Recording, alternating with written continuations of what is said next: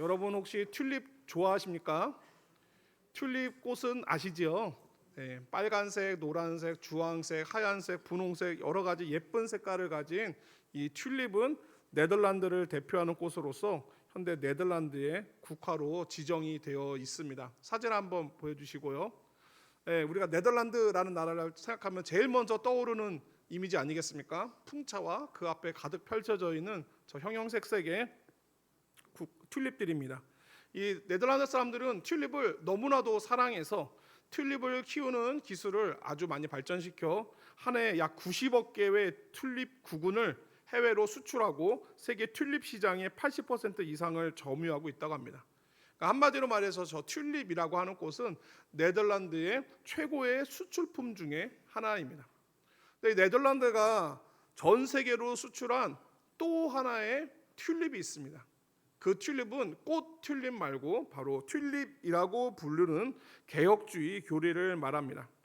개혁주의에 있는 중요한 교리 5가지를 모아서 그거를 영어로 쓰면 이렇게 됩니다. 두 번째 사진 보여주시고 그 사진에 영어로 쭉 써 있는데 그 5가지의 앞 글자만 머리 글자만 따서 읽으면 튤립이 됩니다.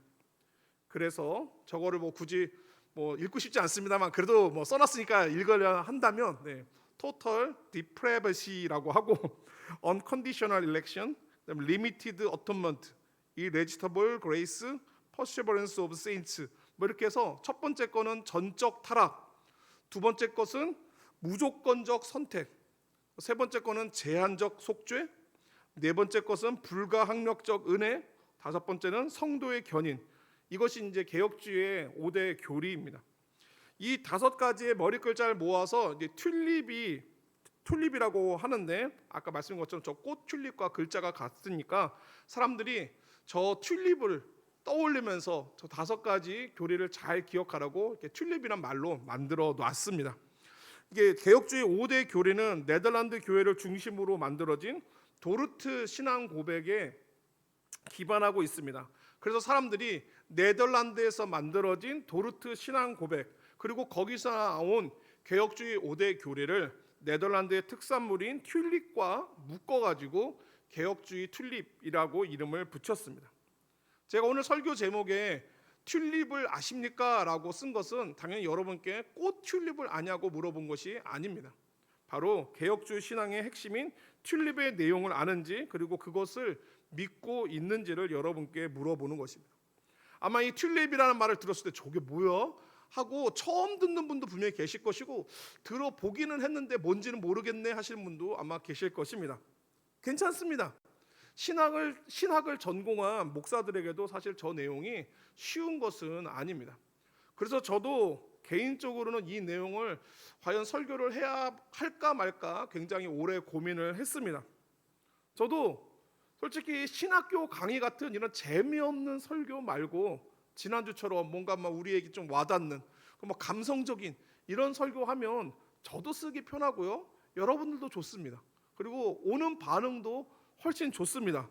이런 내용 하면은 재미없어 저게 뭐야 얼굴 나가실 때 얼굴 표정 보면 다 이렇게 굳어가지고 나가시고 이거 계속 해야 되나 이런 고민이 들기 때문에 저도 주초까지만 해도 이걸 할까 말까 고민을 많이 했습니다만 그럼에도 우리가 이런 어려운 내용을 굳이 이 말씀 시간을 빌려서 배워야 하는 이유는 우리의 신앙 환경이 날이 갈수록 험악해지고 있기 때문입니다. 여러분 잘 아시는 것처럼 우리 주변에는 온갖 이단들이 바글바글합니다. 이 작은 사천 읍내 안에도 바로 조금만 가면은 자칭 하나님의 교회라고 말하는 안상홍파 이단들과 또 옆에 제7일 안식교 그다음에 운동장 뒤쪽에 있는 기쁜 소식 교회라고 하는 박옥수 구원파 또 요즘 열심히 활동하고 있는 이만희 신천지 온갖 이단들이 바글바글합니다. 이런 와중에 우리가 믿고 있는 성경적인 신앙이 무엇인지를 분명하게 알지를 못한다면 이단들이 접근해서 말을 걸고 또 그것을 가지고 여러분에게 뭔가 가르치려 들 때 우리가 이단인지 뭔지 제대로 분별하지 못하고 쉽게 속아 넘어갈 수가 있습니다. 제가 예전에 어디선가 왜 기성교회 교인들이 신천지로 넘어가는가에 대한 인터뷰를 본 적이 있습니다. 기성교회 다니다가 신천지로 갔다가 다시 돌아온 성도들이 도대체 왜 갔습니까? 이렇게 인터뷰한 내용을 제가 본 적이 있는데요. 여러분 생각 왜 갈 것 같으세요? 보통 제일 표면적으로 많이 하는 얘기는 기성교회 염증을 느껴서, 목사한테 실망해서, 성도들끼리 맨날 말씀대로 살지 않고 싸우는 모습에 실망해서, 이런 내용들이 대부분입니다만 의외로 많은 비중에 무슨 내용이 있냐면 말씀 배우고 싶은데 기성교회에서 못 배워서, 안 가르쳐 주어서, 그래서 말씀 가르쳐 주는 신천지로 갔다는 겁니다. 이해가 되십니까? 진짜로 그런 일들이 있습니다. 우리 주변에 말씀에 대한, 배움에 대한 열심이 있어가지고 배우고 싶은데 교회에서는 이런 얘기하면 어려워, 지루해, 이래서 자꾸 그런 반응을 보이니까 목사들도 위축돼서 이거 성도들이 싫어하니까 이런 어려운 내용 하지 말아야겠다. 그래서 맨날 쉬운 내용, 쉬운 설교만 하니까 더 깊은 은혜에 대한, 말씀에 대한 그런 갈급함이 있는 사람들은 여기저기 막 두리번 다니다가 결국엔 신천지까지 가게 되는 겁니다.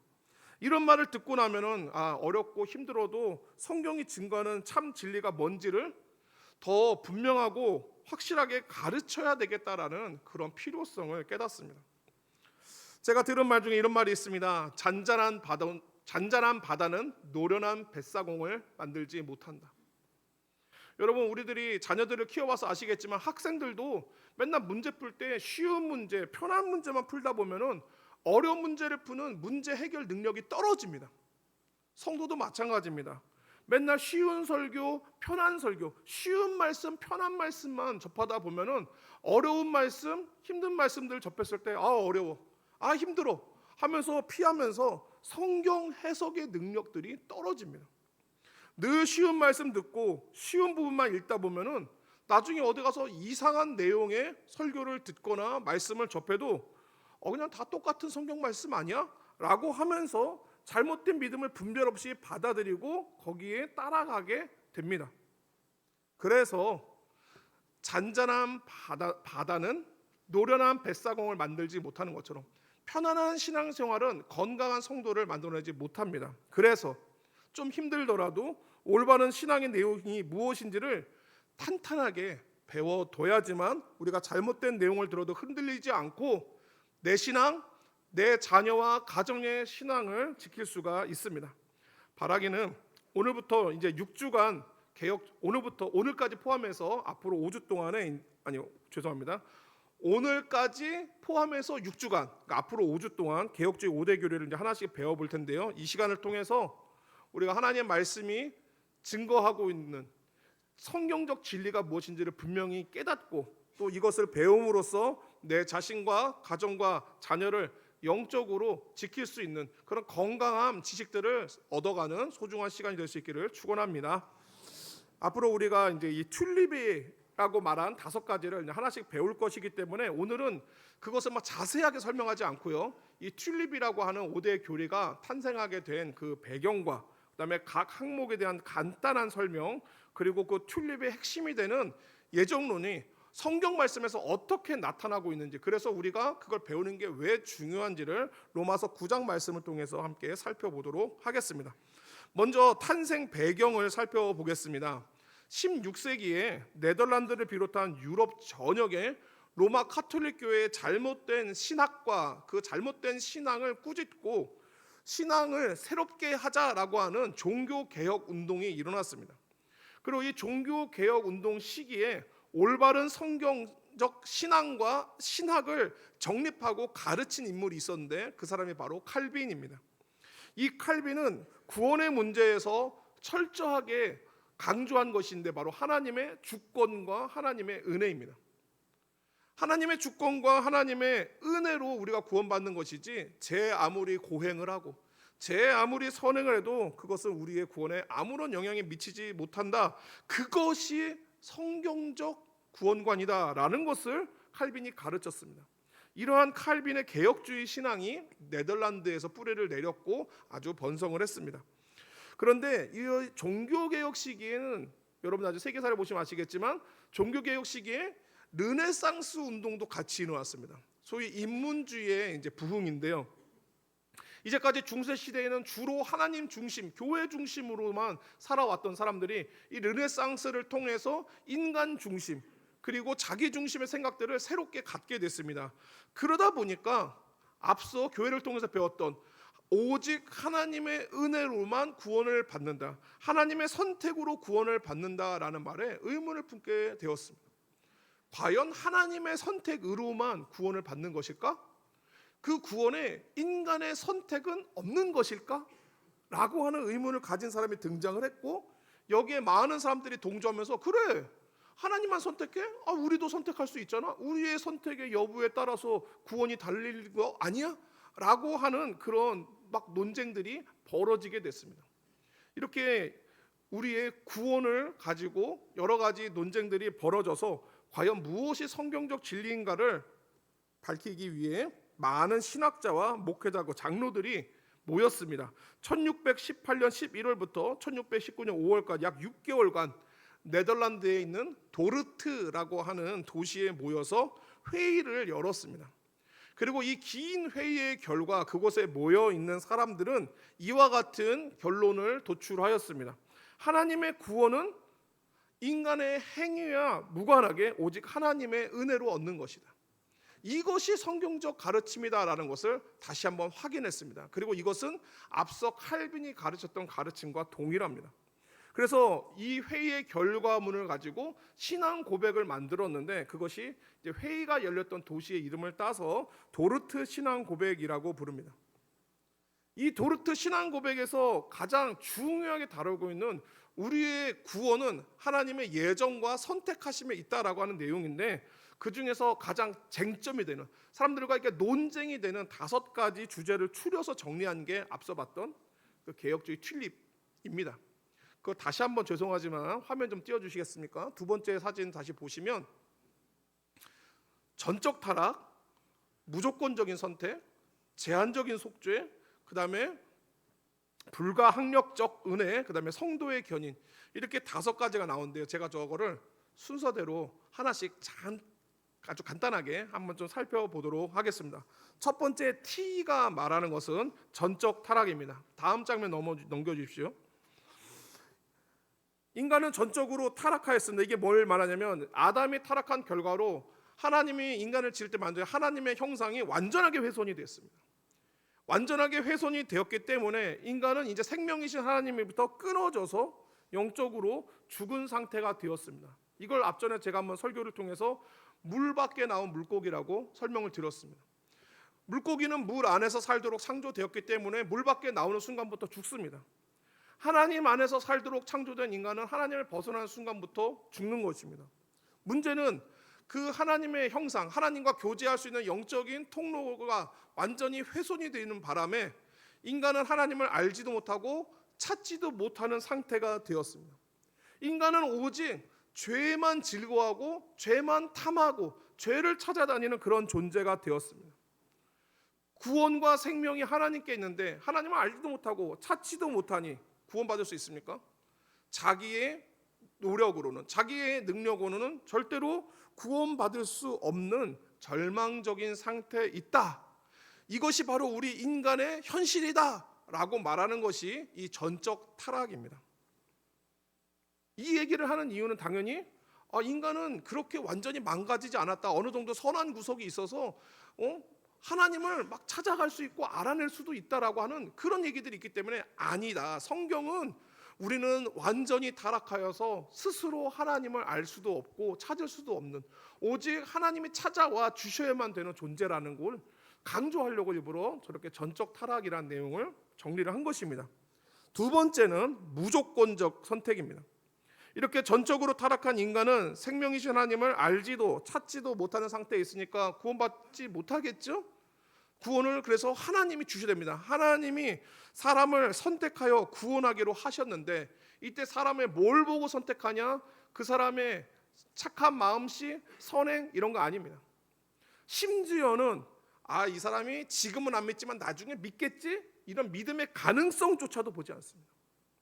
그런 것으로 선택하는 게 아니라 하나님은 인간의 어떤 조건도 자격도 아닌 오직 하나님의 은혜에 근거하여 선택하신다. 이게 무조건적인 선택입니다. 왜요? 인간은 이미 전적으로 타락했기 때문에 하나님께 선택받을 그 어떠한 이유도 없습니다. 그런데도 하나님이 인간을 굳이 선택하여 구원하여 주실 때 어떠한 조건도 자격도 묻지도 따지지도 않고 은혜로 선택해 주셨다라고 하는 하나님의 일방적인 구원과 선택을 바로 무조건적인 선택이라고 합니다. 이렇게 하나님께서는 인간을 무조건적으로 선택하여 구원해 주시지만 그렇다고 그냥 모든 사람을 다 구원해 주시는 건 아닙니다. 누구에게만? 하나님의 선택을 받아 예수 그리스도를 믿는 사람에게만 구원을 주십니다. 이것이 바로 세 번째인 제한적 속죄입니다. 하나님은 구원하기로 정하고 택한 사람에게는 믿음을 주어서 예수 그리스도를 믿는 속죄의 복을 받게 하는데, 중요한 건 이겁니다. 그 믿음에 따라서 예수님을 믿는 사람만 구원을 받습니다. 이거이 바로 제한 속죄입니다. 우리는 보통 하나님은 사랑의 하나님 아니냐, 다 구원해 주시는 거 아니냐라고 하지만 하나님은 예수님을 믿지 않는 사람까지 구원하지는 않습니다. 하나님의 택하심을 받아 주신 믿음을 가지고 예수 그리스도를 믿는 사람을 구원하기로 하셨다는 것이 제한 속죄입니다. 네 번째는 불가항력적 은혜입니다. 지금까지 살펴본 것처럼 이 모든 구원의 과정에는 인간이 개입할 여지가 전혀 없습니다. 왜요? 전적으로 타락했기 때문에. 하나님을 찾지도 알지도 못하는 완전히 영적으로 무능하고 무력한 존재이기 때문에 인간은 구원에 조금도 참여할 수 없고 오직 하나님의 주도적이고 주권적인 역사에 의해서만 구원이 진행이 됩니다. 그때 하나님께서 무조건적으로 은혜를 베풀기로 사람을 택하고 은혜를 주실 때 사람은 하나님이 진행하시는 구원 역사를 거부할 수 없습니다. 하나님이 주도하시기 때문에 이 사람을 구원하기로 작정하고 택하시면 하나님은 이 사람에게 믿음 주시고 그 주신 믿음에 따라 이 사람 안에서는 믿음과 변화가 나타나게 됩니다. 이게 바로 불가항력적 은혜입니다. 이게 어떻게 가능한가 하면은 우리 가운데 하나님께서 믿는 자 안에 성령을 보내주시기 때문입니다. 성령이 우리 가운데 오셔서 하시는 일은 뭐냐 하면 죄를 제거하고 은혜를 받게 만듭니다. 죄를 제거하여서 우리가 하나님을 찾고 알게 하고 은혜를 주셔서 하나님 앞으로 나아가게 믿음을 향하여 살게 만들기 때문에 이 일은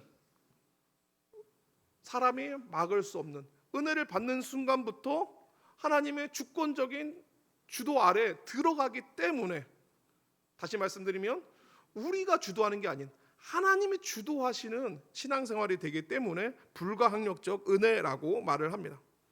마지막으로 튤립의 마지막 P는 성도의 견인입니다. 하나님께서 이와 같이 구원하기로 작정한 사람은 하나님께서 그 사람이 믿음을 잃지 않도록 끝까지 은혜와 사랑으로 붙들어 주십니다. 왜요? 구원은 하나님이 시작하셨으니까요. 내가 하나님을 찾고 믿어서 구원받았습니까? 그러면 그 구원은 내가 책임져야 됩니다. 그러나 나는 하나님을 알지도 못하고 찾지도 못하는 때 하나님이 저를 선택하여 찾아와 주셔서 믿음 주셔서 예수님 믿게 하고 변화되도록 성령님 보내주셨습니다. 구원의 모든 전 과정이 하나님이 하신 일이죠. 그러니까 구원은 누가 책임집니까? 하나님이 책임집니다.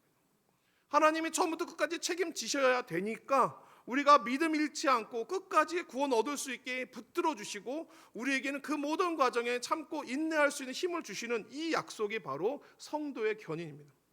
이걸 비유적으로 말하면 이렇습니다. 구원받은 사람은 마치 아주 안전하고 큰 배 안에 있는 것 같습니다. 자, 배가 바다로 출항을 합니다. 아무리 크고 안전한 배라도 바다에서 폭풍이 일고 풍랑이 일면 출렁출렁합니다. 배가 요동을 칩니다. 그럼 당연히 배 안에 있는 사람은 이리 굴르고 저리 뒹굴고 하면서 막 넘어지겠죠? 하지만 아무리 배 안에서 뒹굴고 자빠져도 바다로 빠지지는 않습니다. 하나님이 우리에게 주신 구원이 이와 같습니다.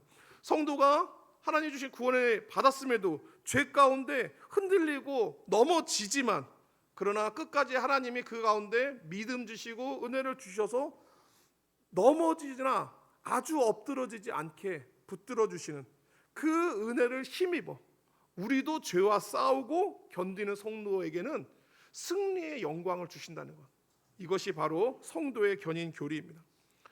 제가 지금까지 개혁주의 5대 교리, 소위 튤립이라고 말하는 5가지를 아주 간단하게 핵심만 요약해서 살펴봤습니다.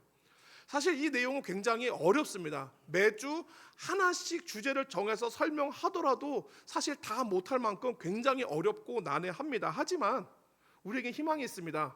계속 들을 거거든요. 한 번 듣고 아는 사람 아무도 없습니다. 계속해서 듣고 배워야지만 이해가 됩니다. 학생들 중에서 이 문제집 한번 쫙 교과서 보고 한 번에 나 다 알았어 이러는 사람 본 적 있습니까? 아무도 못 봤을 겁니다. 처음엔 다 모릅니다. 이게 뭔 소리야? 수학 문제 푸는데 미분적분 방정식 알려줬는데 그거 한 번에 딱 푸는 사람 없습니다. 처음 문제는 보지만 조금 어려운 문제만 뭐가 틀리고 그러면서도 배워가고 익혀가면서 원리를 깨달아 점점점 나아가서 쉽게 풀어가는 것입니다. 우리도 마찬가지입니다. 처음부터 이런 내용 들었는데 나 알았어. 아마 그런 분들 별로 없으실 겁니다. 뭔 소리인지 모르겠지만 계속해서 반복해서 듣다 보면은 우리가 점차 성경이 말하고 있는 바가 이것이구나라는 건 확신과 배움을 알게 될 것입니다. 제가 이런 내용들을 얘기하면은 보통 많은 사람들이 부정적이고 거부 반응을 일으킵니다. 특별히 이런 거부 반응이 있습니다. 그 성경에 없는 거 아니냐? 교리라고 하는 건 다 신학자들이 만들어낸 거 아니냐? 성경에 없는 사람의 말을 믿는 게 그게 무슨 신앙적인 행동이냐? 이렇게 반박하는 사람들이 실제로 있습니다. 근데 여러분, 교리는요 사람이 만든 게 아닙니다. 정확하게 말씀드리면 성경에 없는 거를 막 학자들이 지어낸 게 아닙니다. 학자들은 뭘 했냐면 신구약 성경에 있는 내용을 이해하기 쉽게 주제별로 요약 정리한 겁니다. 제가 아마 올해 초에 여러분 구역 예배 드릴 때 이 내용을 한번 구역장님을 통해서 가르치고 연합 구역 예배 때도 제가 한번 설교한 적이 있습니다. 교리는 성경에 없는 내용을 만든 게 아닙니다. 성경 여기저기 흩어있는 내용을 이해하기 쉽게 한 주제로 모아서 정리한 겁니다. 그래서 우리가 이런 교리적인 내용을 갖고 있고 알고 있어야 성경을 볼 때도 훨씬 쉽고 그리고 잘 이해할 수가 있습니다. 마치 수학 문제 푸는데 공식을 알고 있으면 쉽게 풀지만 공식을 모르면 이거 어떻게 풀어나 쩔쩔매는 거나 마찬가지로 성경을 읽을 때도요 무조건적인 선택, 불강력적 은혜 이런 개념을 알고 읽으면 어려운 내용도 되게 쉽게 이해가 되지만 그렇지 않으면은 이게 무슨 소리야 라고 읽어도 모르고 또 오해하기도 쉽습니다. 그래서 배워야 됩니다. 그래서 교리적인 내용들을 배우고 여러분 안에 갖고 있어야 됩니다. 오늘 본문인 이제 로마서 9장 말씀이 바로 개혁주의 교리의 핵심을 잘 보여주며 또 왜 우리가 배우고 갖고 있어야 되는지를 또한 그 필요성을 느끼게 해줍니다. 오늘 이제 본문이 로마서 9장을 살펴본다면 맨 처음에 이제 아브라함의 이야기가 나옵니다. 하나님께서 아브라함을 선택하여서 그렇죠? 그도 수많은 세상 사람 중에서 선택하여 부르시면서 약속하신 게 있습니다. 내가 너에게 복을 주고 너의 자손도 복을 받게 하겠다 약속하셨습니다. 이때 주신다 하신 복은 그냥 잘 먹고 잘 사는 부자 되는 현세적인 복만이 아니라 사실은 그보다 더 근본적으로는 하나님 백성이 되는 구원의 복을 말합니다. 하나님께서 아브라함에게 택하심으로 하나님 백성으로 삼아주시는 구원의 복 주시고 너의 자손들이 너를 통하여 계속해서 이 복을 받게 하겠다라고 하셨습니다. 그러니 조상인 아브라함이 복을 받았으니 자손인 이삭이 복을 받을까요? 안 받을까요? 받습니다. 그리고 이삭의 아들인 쌍둥이 에서와 야곱도 복을 받을까요? 안 받을까요? 받습니다. 받을 자격을 가집니다. 그런데 중요한 건 이겁니다. 둘 다 하나님의 약속 가운데 있었는데 야곱은 하나님의 약속 안에서 아브람과 이삭이 받는 복을 계속해서 받은 반면에 에서는 그렇지 못했습니다. 왜 야곱은 선택받았고 에서는 선택받지 못했을까요? 여기에 대해서 성경은 13절에서 이렇게 답을 하고 있습니다. 13절 말씀, 내가 야곱은 사랑하고 에서는 미워하였다 하심과 같으니라. 또 이런 얘기를 듣다 보면 우리 안에 본능적으로 이런 반발감이 생깁니다. 그럼 야곱은 왜 사랑하고 에서는 왜 미워했어요? 그 이유는 뭘까요? 거기에 대해서 성경은 또한 11절에서 이렇게 답을 하고 있습니다. 11절 말씀, 그 자식이 아직 나지도 아니하고 무슨 선이나 악을 행하지 아니한 때에 택하심을 따라 되는 하나님의 뜻이 행위로 말미암지 않고 오직 부르시는 이로 말미암아 서게 하려 하사라고 합니다. 우리는 일반적으로 생각할 때 하나님이 야곱을 선택했어요. 야곱이 하나님께 사랑받을 만한 그런 모습이 있었겠지. 에서가 선택받지 못한 건 하나님께 선택받을 만한 모습이 없었기 때문일 거야라고 생각을 합니다. 그렇습니까? 오늘 말씀이 뭐라고 합니까? 그들이 아직 나지도 않았는데, 그들이 뭔가 하나님께 사랑받고 칭찬받을 만한 행동을 하기도 전에 이미 하나님을 뭘 하셨습니까? 택하심을 따라. 11절 중간에 보시죠. 무슨 선이나 악을 행하지 아니한 때에 택하심을 따라라고 말씀합니다. 그리고 맨 마지막에 보면 오직 부르시는 이로 말미암아 이 결정이 이루어졌다라고 합니다. 여러분, 이 결정은 하나님께서 하시는 것입니다. 이것을 바로 우리는 하나님의 주권이라고 합니다. 우리는 하나님이 왜 야곱은 사랑하고 에서는 미워했나? 엄밀히 말하면요, 사실 둘 다 하나님 앞에 미움받는 존재들입니다. 왜요? 전적으로 타락했으니까요. 둘 다 전적으로 타락한 존재들이기 때문에 둘 다 죄 가운데 있으며 둘 다 죄 가운데 있기 때문에 하나님께 미움과 심판을 받는 자들로서 사실 둘 다 사랑받을 이유가 전혀 없습니다. 그런데 하나님께서는 둘 다 멸망해야 될 그 둘 중에서 하나는 택하여 구원하기로 하셨습니다. 그리고 그 중에서 야곱을 택하셨습니다. 이건 전적으로 하나님의 마음입니다. 에서를 미워했다고 하는 것은 일부러 막 애써서 미워하려고 한 게 아닙니다. 이미 미워하는 존재입니다. 이미 둘 다 죄 가운데 있어서 둘 다 미움받는 존재들인데 단지 에서는 그대로 놔두고 야곱은 택하셨다라는 뜻입니다. 이 말을 들으면 또 이런 생각이 듭니다. 아니 그러면 에서도 선택해 주지. 왜 야곱만 선택해요? 왜 에서는 버림받고 야곱은 구원받았냐? 이렇게 하면서 하나님의 구원에 대해서 비난하는데, 여러분, 이 선택과 예정의 핵심은 이겁니다. 하나님이 누구를 버리셨다가 아니라 하나님이 둘 다 멸망할 자들 가운데 하나를 택하여 구원하기로 하셨다는 것입니다. 그리고 나중에 살펴볼 내용이지만 그럼 왜 하나는 또 남겨두셨냐?